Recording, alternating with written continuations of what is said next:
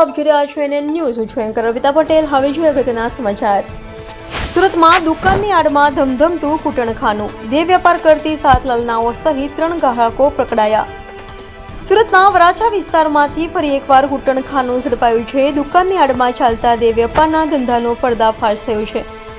પોલીસે રેડ કરી સમગ્ર ગેરપ્રવૃત્તિ ઝડપી પાડી હતી. એન્ટી હ્યુમન ટ્રાફિકિંગ બ્રાન્ચે રેડ પાડી હતી.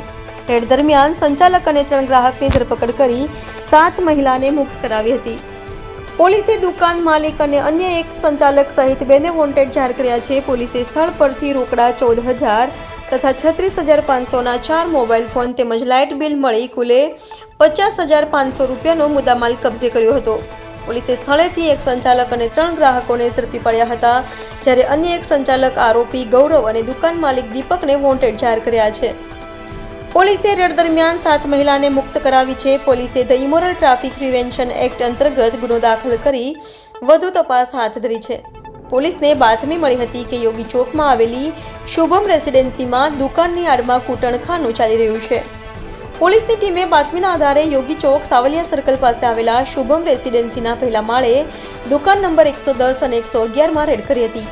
રેડ દરમિયાન દેહ વેપારનો ધંધો ચલાવતા સંચાલક બિસ્વારૂપ બારુંદે અને 3 ગ્રાહકની ધરપકડ કરી હતી.